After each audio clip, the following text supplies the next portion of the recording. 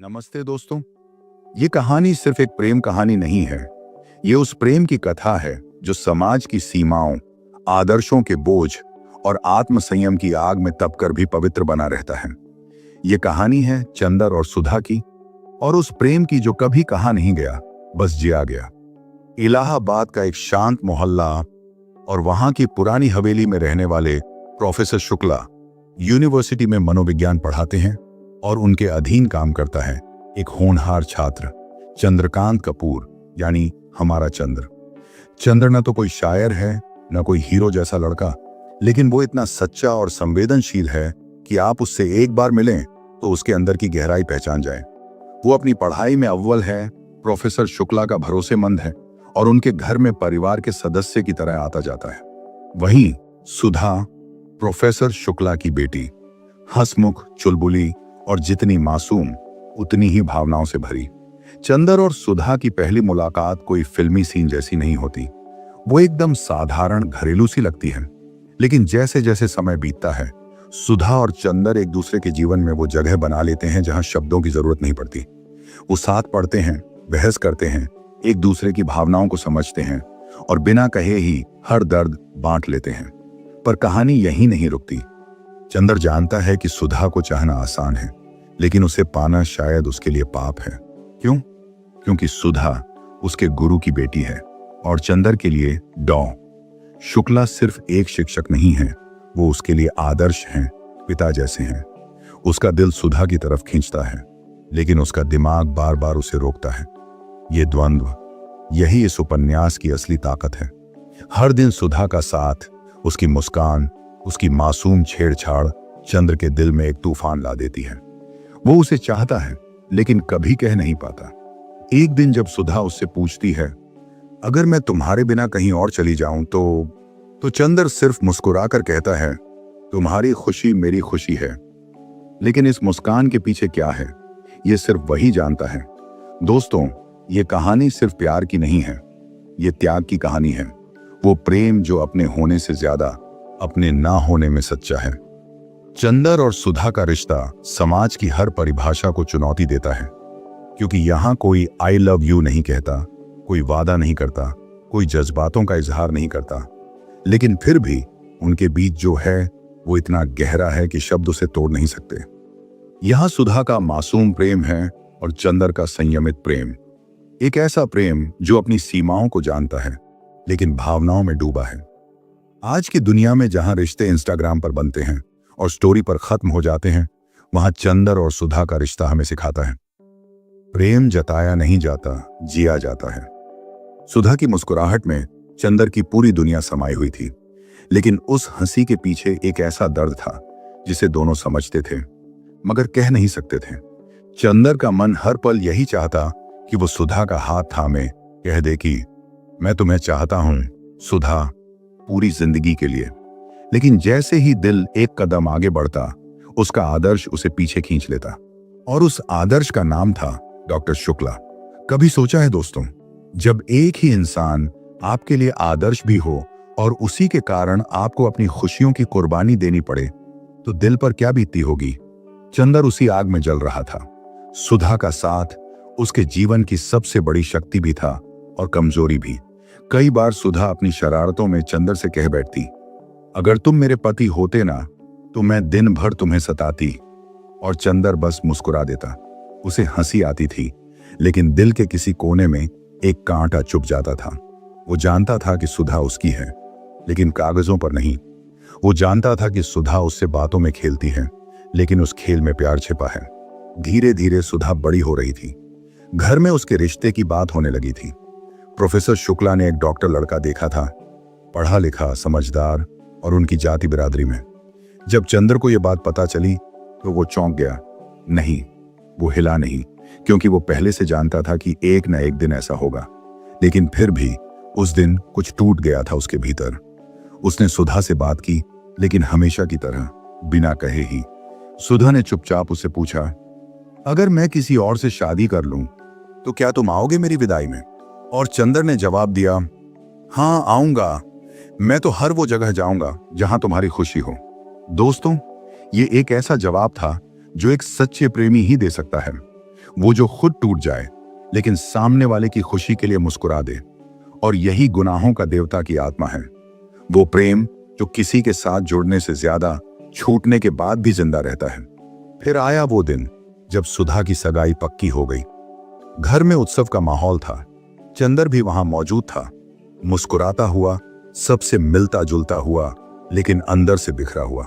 सुधा की आंखें बार बार उसे देखती, जैसे कह रही हों, तुम कुछ कह दो चंदर, बस एक बार। लेकिन चंदर चुप रहा। उसने सोचा, अगर मैंने आज सुधा से कह दिया कि मैं उससे प्यार करता हूं तो क्या होगा? क्या वो अपने पिता को मना कर देगी? क्या मैं उस लड़की की जिंदगी में एक तूफान ला सकता हूं जिसे मैं सबसे ज्यादा चाहता हूं? और जवाब था, नहीं। उसकी चुप्पी ही उसकी सबसे बड़ी कुर्बानी थी। ये कोई फिल्म नहीं थी जहां नायक दौड़ता है, लड़की को मंडप से उठा ले जाता है। ये एक हकीकत थी जहां रिश्तों में प्रेम से ज्यादा मर्यादा होती है, संस्कार होते हैं। कुछ दिन बाद सुधा की विदाई हुई। चंदर वहीं खड़ा था, मुस्कुराकर उसके दुपट्टे को ठीक करता हुआ, उसकी मां को ढांढस बंधाता हुआ। लेकिन जब सुधा ने रुमाल में कुछ लिखा और चंदर की जेब में चुपचाप रख दिया तो उसके हाथ कांप गए। रात को जब उसने वो रुमाल खोला, उसमें बस 2 शब्द थे, कभी भूलना मत। बस यही 2 शब्द चंद्र की जिंदगी का सबसे बड़ा गुनाह बन गए, क्योंकि वो भूलना चाहता था लेकिन भूल नहीं पाया। अब उसके सामने थी एक खाली जिंदगी। सुधा की विदाई के बाद इलाहाबाद की गलियां वहीं थीं, यूनिवर्सिटी की सीढ़ियां वहीं थीं, किताबें वहीं थीं, लेकिन चंदर की आंखों में अब वो चमक नहीं थी, जैसे उसकी जिंदगी से रोशनी चली गई हो। वो अब भी पढ़ता था, रिसर्च करता था, क्लास लेता था, पर अब वो सब मशीन की तरह कर रहा था, जिसमें न दिल था न रूह। सुधा के बिना चंदर की दुनिया अधूरी सी लगने लगी थी। उसकी सुबहें अब उसके गम से शुरू होती थीं और रातें उन यादों के साथ बीतती थीं जो जाने का नाम नहीं लेती थीं। पर जिंदगी कहाँ रुकती है किसी के लिए? वहीं उसकी जिंदगी में धीरे धीरे एक नया किरदार आया, पम्मी। एक ईसाई लड़की, पढ़ी लिखी, आधुनिक और चंदर की ही तरह अंदर से टूटी हुई। पम्मी और चंदर की मुलाकातें यूं ही यूनिवर्सिटी में होती थीं। फिर वो दोस्त बने और फिर एक दूसरे के जख्मों को समझने लगे। पम्मी के जीवन में भी बहुत अकेलापन था। वो समाज के ठप्पों से परेशान थी, तलाकशुदा थी, इसलिए हर किसी की नजर में दूसरी थी। और चंदर, वो तो पहले ही अपनी आत्मा को जला चुका था, सुधा को खोकर। पम्मी के साथ चंदर ने पहली बार महसूस किया शरीर का प्रेम क्या होता है। उसके साथ उसने वो सब जिया जिसे समाज गुनाह कहता है। लेकिन दोस्तों, क्या एक टूटा हुआ इंसान जो सिर्फ कुछ पल सुकून चाहता है गुनहगार कहलाता है? चंदर के लिए यह रिश्ता सिर्फ वासना नहीं था, वो पम्मी को समझता था। उसकी आंखों में जो अकेलापन था उसे पढ़ सकता था। लेकिन फिर भी कहीं ना कहीं उसके मन के सबसे गहरे कोने में सुधा ही बसती थी। वो जानता था कि पम्मी एक अच्छी इंसान है, लेकिन जब वो उसकी आंखों में देखता तो उसे सुधा की झलक नहीं मिलती, और यही कमी उसे चैन नहीं लेने देती थी। एक रात पम्मी ने पूछा, तुम मुझसे कितना जुड़ पाए हो चंदर? और चंदर चुप रह गया, क्योंकि उसका दिल उस सवाल का जवाब नहीं जानता था, या शायद जानता था लेकिन कह नहीं सकता था। दोस्तों, यही चंदर की सबसे बड़ी त्रासदी है। वो हर उस रिश्ते को समझता है जो अधूरा होता है, लेकिन पूरा कभी कोई रिश्ता जी नहीं पाता। वो सुधा को चाहकर भी नहीं पा सका, पम्मी को पाकर भी उसका नहीं हो सका। जैसे उसकी आत्मा 2 हिस्सों में बट चुकी हो। एक हिस्सा सुधा के साथ विदा हो चुका है, दूसरा इस दुनिया में चलते रहने की नौटंकी कर रहा है।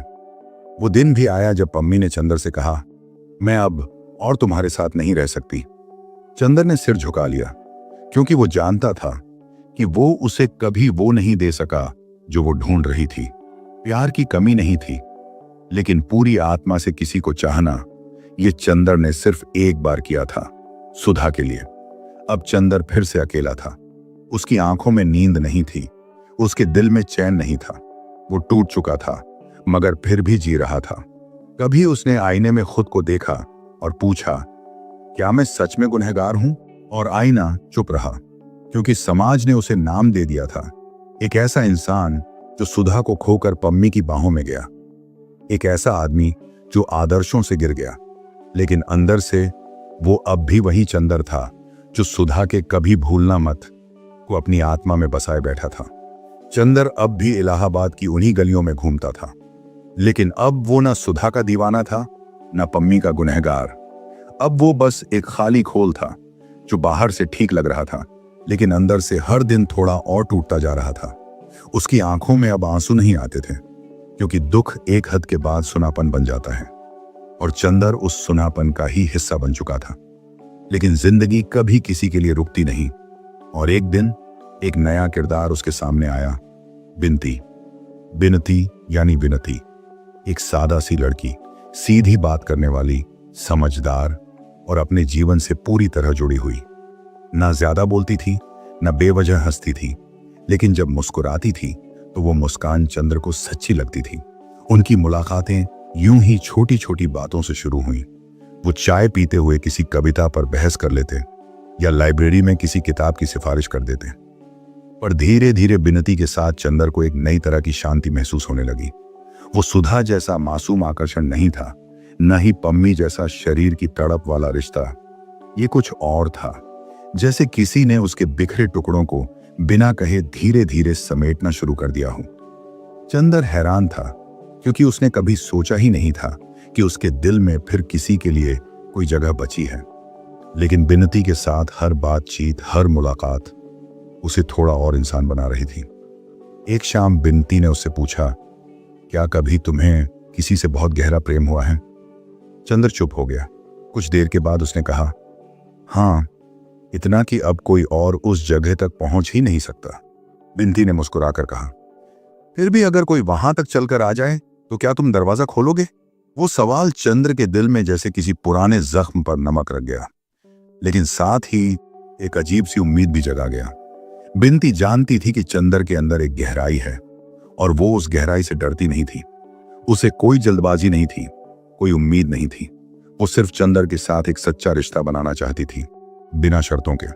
चंद्र अब भी सुधा को भूला नहीं था, लेकिन उसने ये मानना शुरू कर दिया था कि जिंदगी एक ही मोड़ पर हमेशा खड़ी नहीं रह सकती, कि अगर कोई फिर से उसके जीवन में सुकून लाने की कोशिश कर रहा है तो वो उसे रोक नहीं सकता, सिर्फ इसलिए कि वो पहले जल चुका है। धीरे धीरे चंद्र ने बिनती के साथ एक मित्रता को स्वीकार किया, और उस मित्रता में जो सच्चाई थी वो शायद पहले किसी भी रिश्ते में नहीं थी। सुधा का प्यार एक स्वप्न जैसा था, पम्मी का साथ एक शारीरिक प्यास, लेकिन बिनती, वो चंद्र की आत्मा के पास आ रही थी, बिना शोर किए।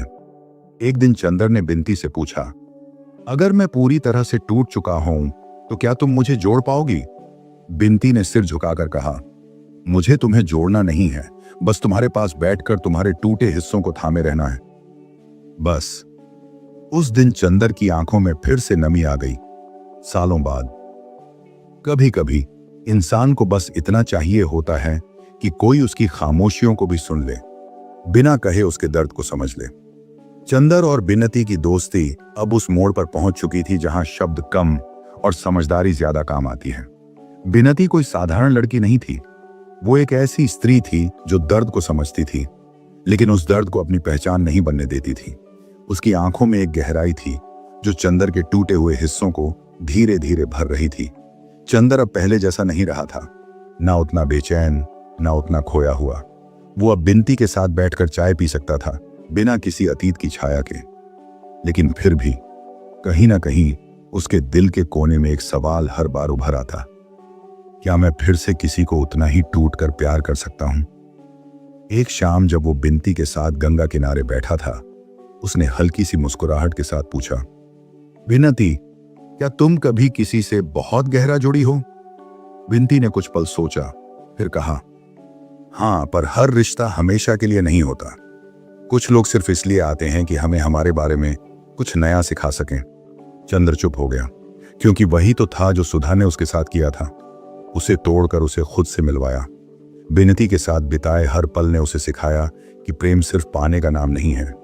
प्रेम वो है जो बिना शर्तों के किसी के पास खड़ा रह सके, चाहे सामने वाला कुछ भी कहे या करे। चंद्र को अब बिनती के साथ सुकून मिलने लगा था, पर साथ ही डर भी। डर इस बात का कि कहीं फिर से वो किसी से जुड़ गया और फिर सब कुछ छिन गया तो। जिंदगी में एक बार टूट जाना आसान है, पर दोबारा किसी पर भरोसा करना वो सबसे मुश्किल काम है। चंदर के दिल में कहीं अब भी सुधा की परछाई थी। उसे याद आती थी वो मासूम हंसी, वो नजरें जो सिर्फ उसी को देखती थी। लेकिन अब सब सपना बन चुका था। एक दिन बिनती ने बड़ी सादगी से कहा, चंदर, अगर तुम मुझे सिर्फ इसलिए पास रखते हो क्योंकि तुम्हें अकेलापन महसूस होता है तो मैं चल दूंगी, लेकिन अगर तुम मुझे अपने वर्तमान का हिस्सा बनाना चाहते हो तो मैं पूरी तरह तुम्हारे साथ हूं। चंदर के लिए यह कोई साधारण बात नहीं थी। यह पहली बार था जब किसी ने उससे इतना स्पष्ट, इतना ईमानदार रिश्ता मांगा था। वो पहली बार किसी रिश्ते में शर्तें नहीं बल्कि सच्चाई देख रहा था। उस रात चंदर ने सुधा की एक चिट्ठी निकाली जो उसने सालों से नहीं पढ़ी थी। उस चिट्ठी में लिखा था, मैं जानती हूं चंदर, तुम मुझे कभी भूल नहीं पाओगे, पर मैं यही चाहती हूं कि एक दिन तुम खुद को इतना संभाल लो कि जब कोई और तुम्हारे पास आए तो तुम उसे उसी तरह अपना सको जैसे तुमने मुझे अपनाया था, बिना डरे, बिना हिचकिचाए।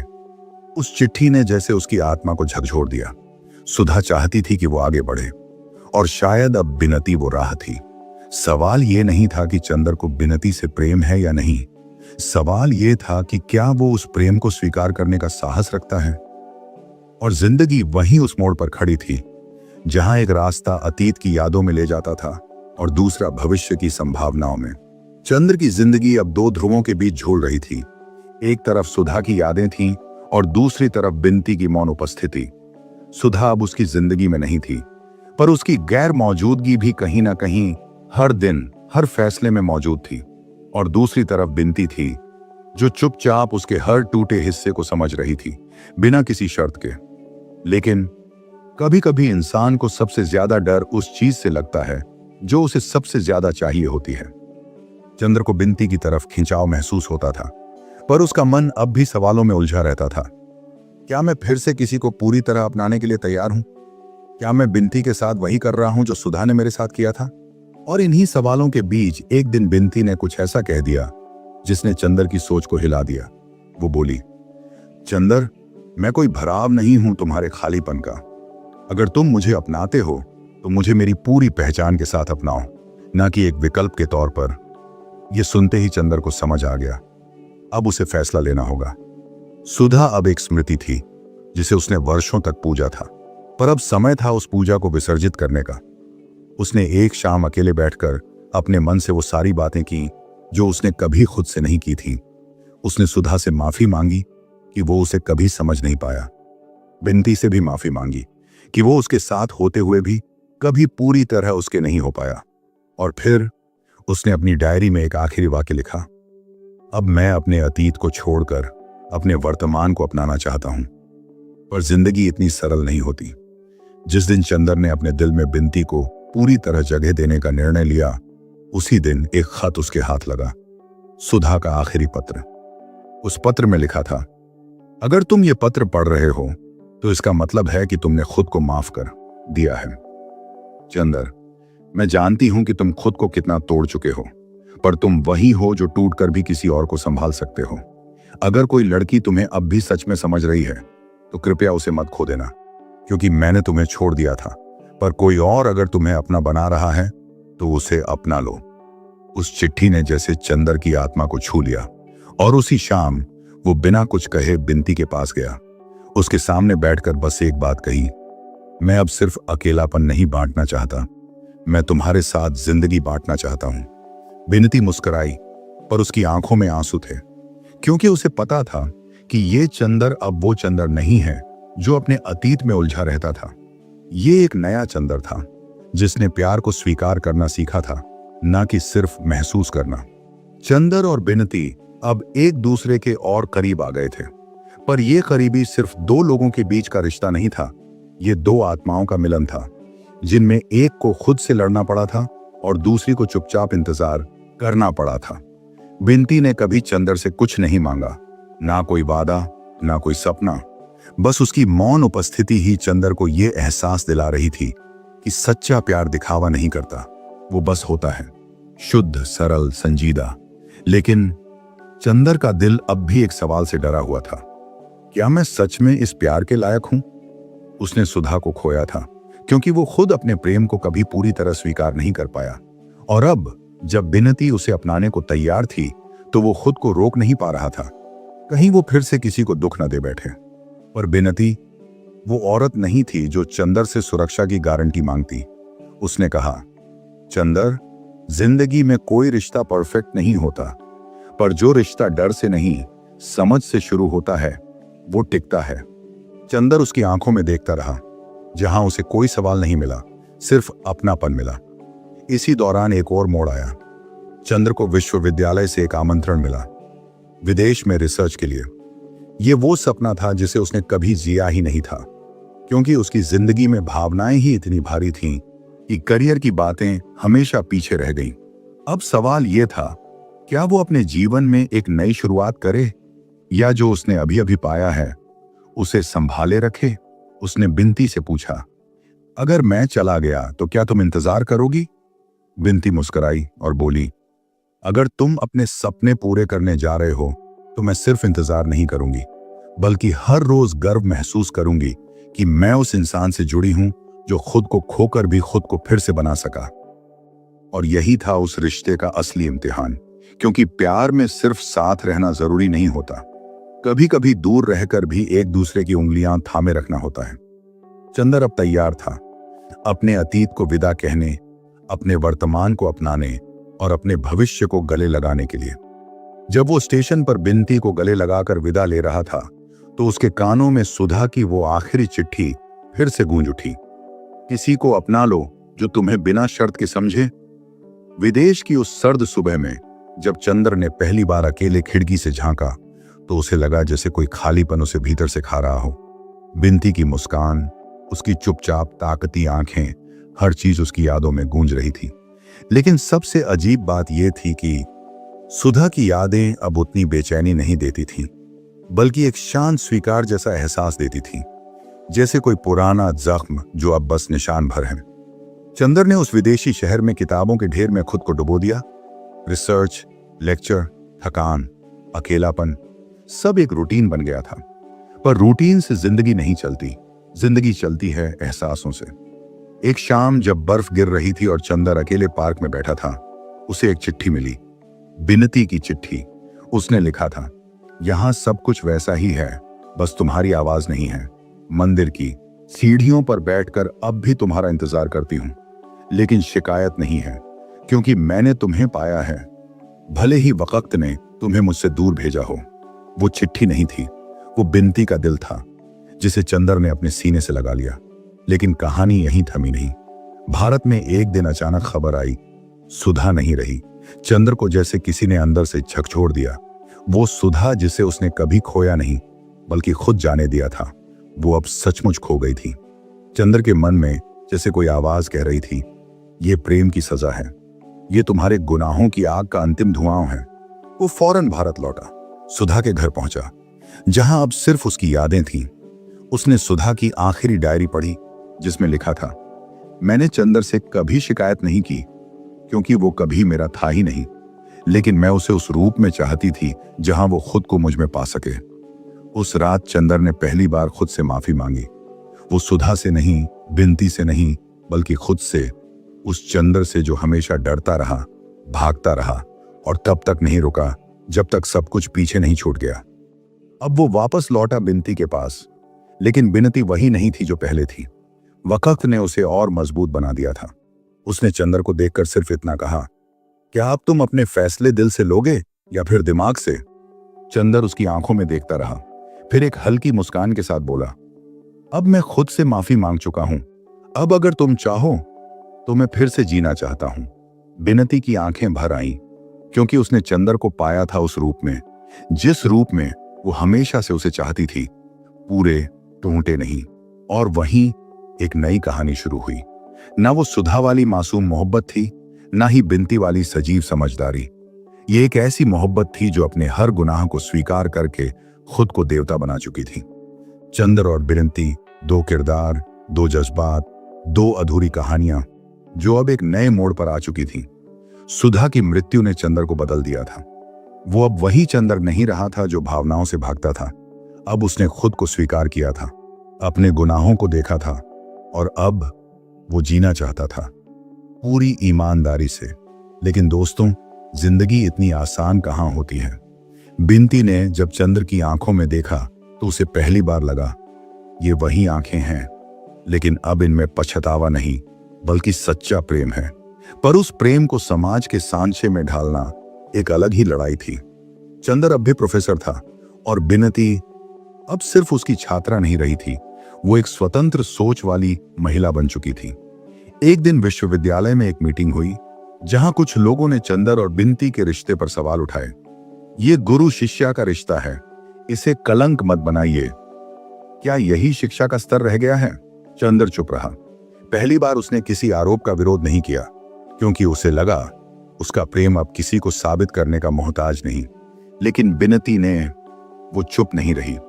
वो उठ खड़ी हुई और बोली, अगर मेरा सम्मान तुम्हारे बनाए रिश्तों की परिभाषा में कैद है तो वो सम्मान मुझे नहीं चाहिए। मेरा प्रेम गुनाह नहीं है, वो मेरा हक है, और जिसे हक समझा जाता है उसे किसी की इजाजत की जरूरत नहीं होती। उस सभा में सन्नाटा छा गया। उस रात चंद्र ने बिनती से पूछा, क्या तुम वाकई इस सब के लिए तैयार हो, मुझे पाने के लिए सब कुछ खोने को? बिनती ने मुस्कुराकर कहा, मैंने कुछ भी नहीं खोया, क्योंकि जो सच्चा होता है वो खो ही नहीं सकता। कुछ महीनों बाद चंद्र ने विश्वविद्यालय से इस्तीफा दे दिया। वो अब खुद को सिर्फ एक प्रोफेसर नहीं बल्कि एक इंसान मानना चाहता था, जिसे भीगने का हक है, जिसे टूटने और जुड़ने की आजादी है। वो अब समाज से लड़ने नहीं बल्कि अपने भीतर की सच्चाई से जुड़ने निकला था। बिनती के साथ एक छोटा सा जीवन शुरू किया, जहां ना बड़े मकान थे ना नाम की शोहरत, बस एक छोटा सा घर था जिसमें दो लोग जो अब बिना शर्त के एक दूसरे को स्वीकार कर चुके थे।